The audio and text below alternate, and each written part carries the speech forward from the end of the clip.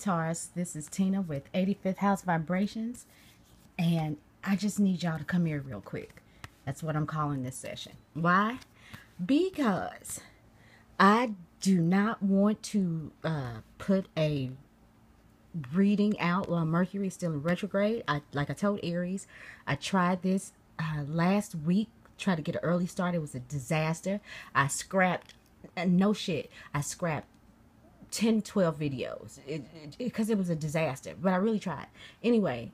So I just wanted to give you something.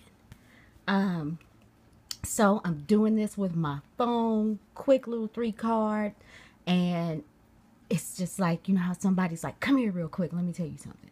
That's kind of the vibe I'm going on.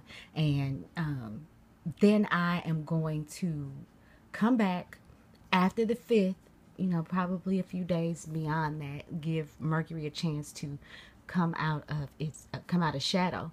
And then I will do this just in, the love readings. Woohoo!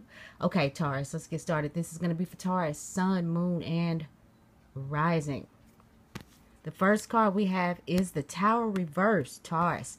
Some shit's jumping off regardless. It's going to jump off. It's not going to be as insane as it would have been if this Tower card was upright. This card is ruled by Mars. And Mars is in the sign of Leo still, if I'm not mistaken.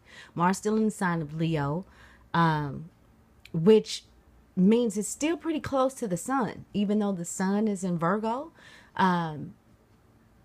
It's still pretty close to the sun, which means that Mars is really being overshadowed, outshone, if that's a word, you know, outshined, whatever, by the sun.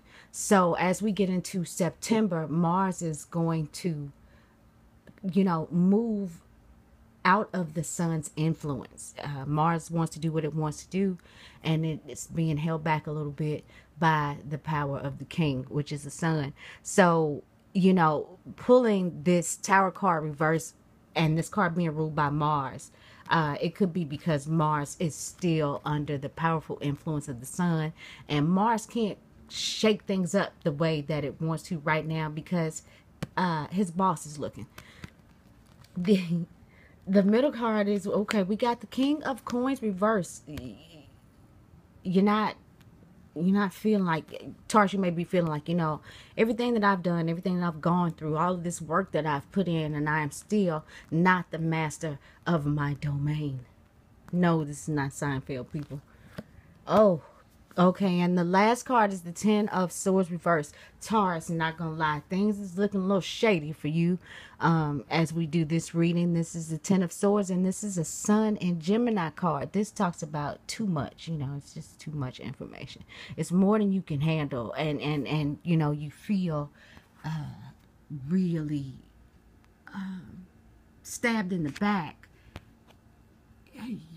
You know, this is like the ultimate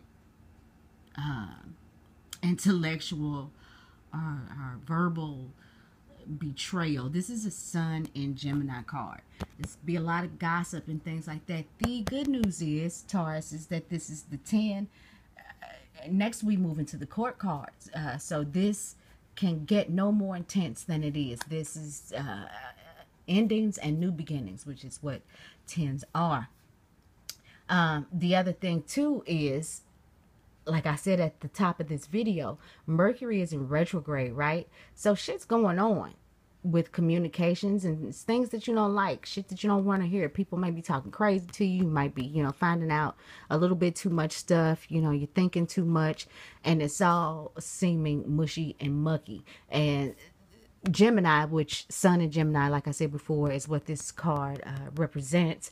Its ruling planet, Mercury, is in Virgo. And if I failed to mention, this King of Coins could be a Taurus, Virgo, or Capricorn, who you could be dealing with too. And this is somebody who, you know, I always call this, ever since I started doing tarot, whenever I see the King of Coins, I think about the old man in the club, right? Too old to have his butt in there. And then he's, it's kind of everything look good, ain't? You know what I'm saying?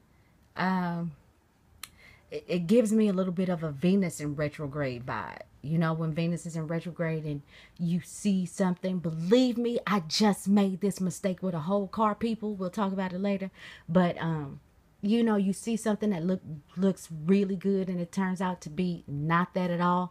That's what the King of Coins reverse could represent to you. And like I said before, it could be you feeling like, man, I have done all of this. I have come this far. I have put in this much effort and this much work. And what do I have to show for it? Not a damn thing. Well, the Tower card is shaking these things up for you and making you feel a little mucky, right? But it's not going to be as bad as it could be, because the Tower card in reverse says that yes, things are shaking up. You may not go about changing the whole game plan. It may not be as chaotic as it could be when the Tower card is upright. This could be about somebody who is lying and still getting away with it, kind of like the Seven of the Seven of Swords. It could be that kind of thing. Somebody's still getting away with their BS, but you know, it is creeping up to the horizon. So you know, there's going to be some shakeups, and there could be some shakeups in your financial system if they hadn't started to happen already, Taurus. Or you could be, hey Taurus, my phone, my memory got full and everything cut off, but I was about to wrap this up and I can't remember exactly what I said in the last one, but the bottom line is you might be feeling a little bit less than stellar about how you've done things and how things are going in your life. It's probably so much that it's on your mind, so much that is coming at you, so much that you have to deal with mentally, that you feel like you're about to crack under the pressure. And you know, just an added bonus is that things are going to be ruffled up, shaken up, and some, you know, things, little feathers are going to get ruffled here and there.